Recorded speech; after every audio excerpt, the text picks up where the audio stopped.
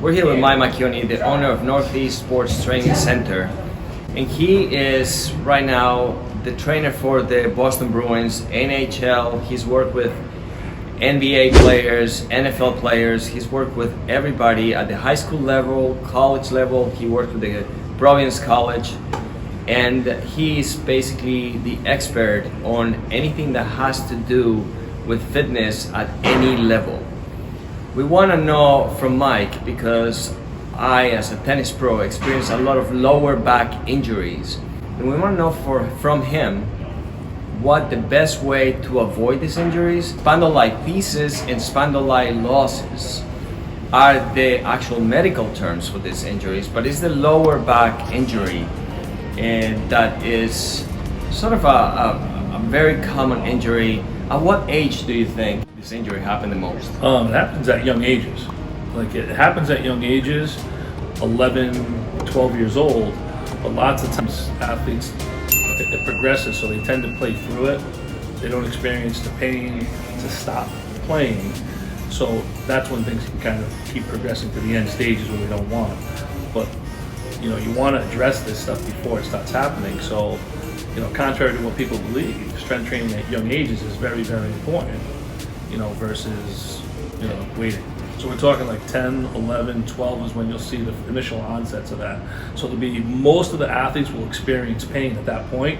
That will lead them to a doctor, and they can start doing an intervention program. But there's a lot of athletes that don't feel that pain, you know, because it just hasn't been magnified yet, but the underlying factors are happening, and then it kind of exposes itself when they're like 19, 20, and then it's kind of too late to address, or it's in the end stages where maybe surgery is involved and stuff like that. So it's really, really important to kind of be observant at it when kids are like 9, 10, 11, 12 years old. When they're really, really young, you'll see spondylitis. That's like inflammation. You know, nothing's degenerated yet. You're getting a lot of inflammation. Then it gets to spondylitis. When it gets to that stage, there's actual degeneration. It can be measured and quantified. Spondylitis is because it's kind of going on for a while, and now there's actual slippages of discs and stuff like that. And now surgery is one of the answers. You know, it can be managed, but it's very difficult. So Mike, what are the motions that kids need to avoid so this doesn't happen? Great question, because it's all the motions that happen in those sports. So, you know, for us, we're talking about tennis players. You have a big flexion and rotation of the spine, but that's no different from a football player, from a hockey player. So it's a pretty common injury for anyone who will flex and extend their spine and then add rotation to it.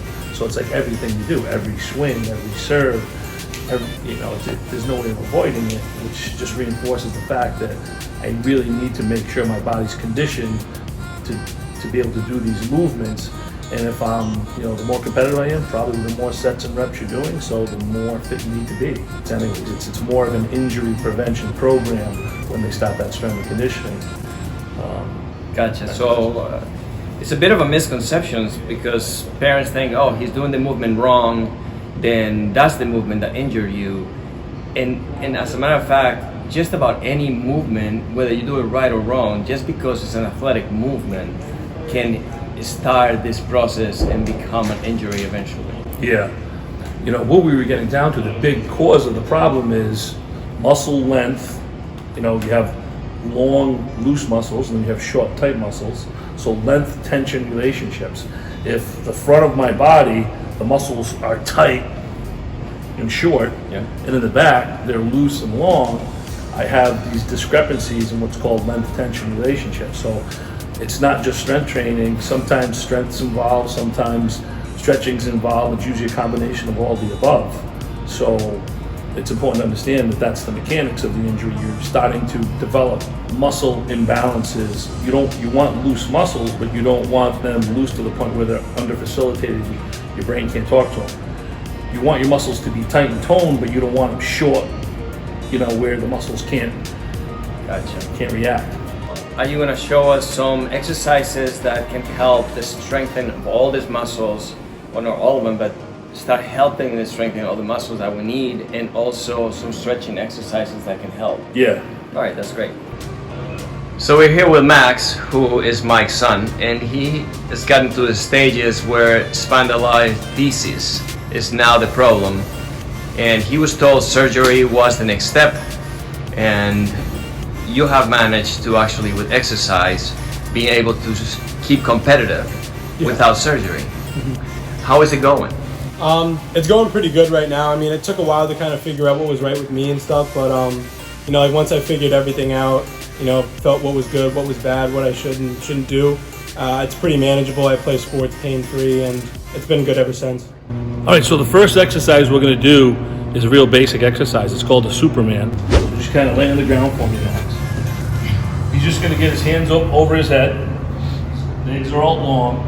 And all we're trying to do is not so much lift everything up into the air. He's trying to get his arms long. He's trying to get his legs long. And what that'll do is, go ahead and do one, Max. It'll kick in all his low back muscles. That's all he needs to do right there. Don't over-exaggerate the motion. It'll just do it, and it'll pause for about 3 seconds, let it down, relax, bring it back up. And now what we're starting to do is engage all these muscles, go ahead, of the low back and the glutes. And that's really what we need to do. These are the muscles that get loose and long. We need to get them strong and facilitated. That's your whole motion. Good job. So I would try and get in 2 to 3 sets of 10 repetitions, 10 to 15, with a 3 to 4 second hold.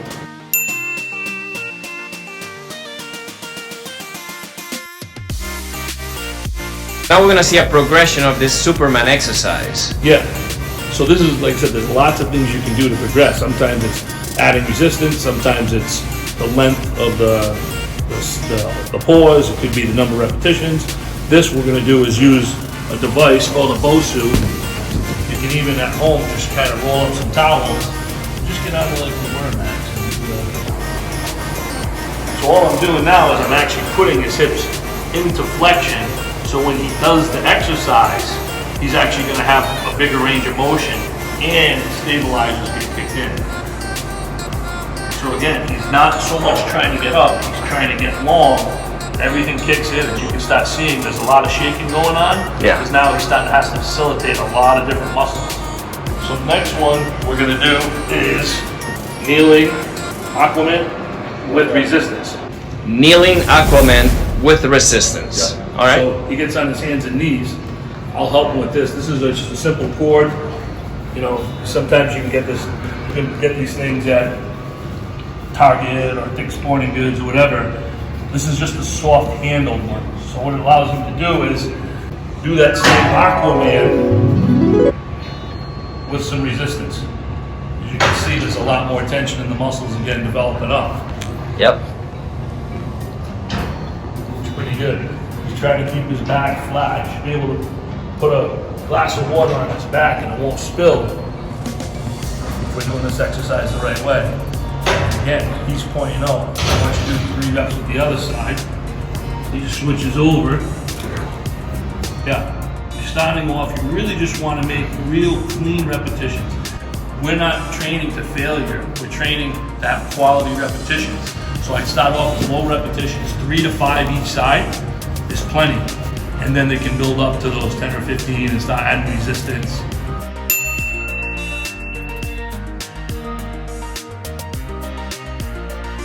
If you're getting good value out of this video, please push the like button and subscribe.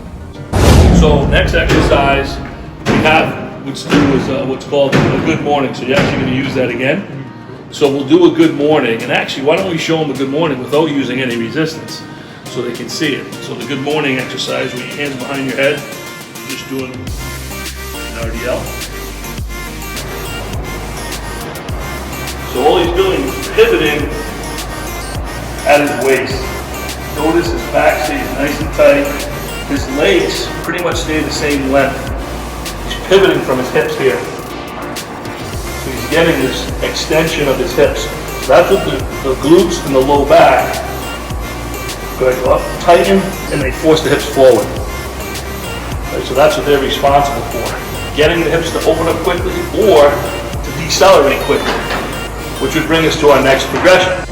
And what I wanted to try and do is feel the tension here and almost let it decelerate you down and then open up.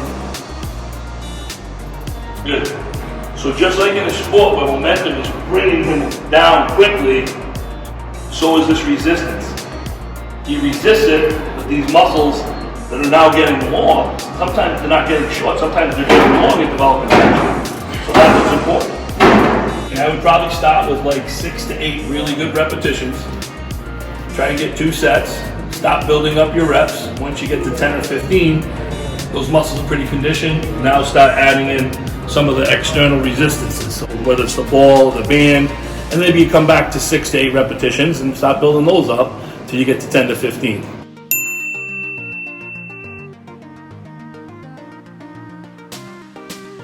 Quality of repetition surpasses quantity every single time.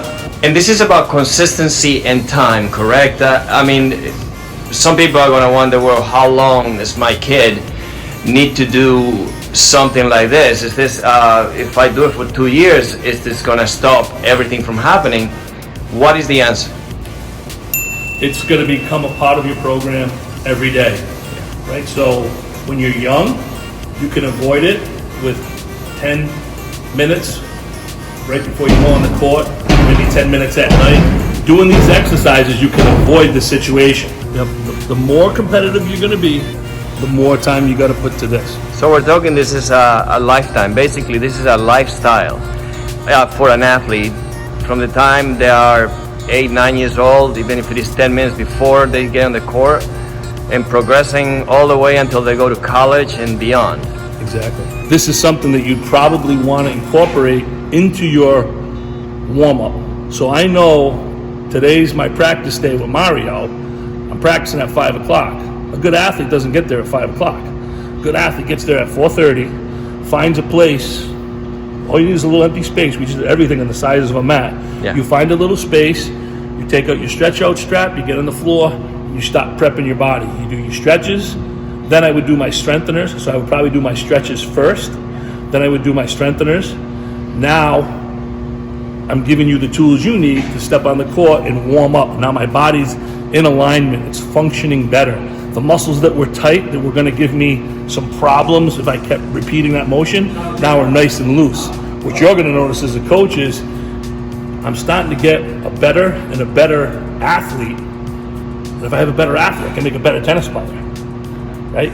And if I have an injury-free tennis player, that's probably the best thing I can do for my tennis player, right? Because not getting hurt precedes performing good. So I think this is a lot of self-responsibility, but that's what being an athlete is. If you want to compete, you're gonna have to do these things because they minimize the chance of getting injured, right? That's it. If I love the game of tennis, I'm gonna do what I need to do off the court so that I can do what I love. It's simple.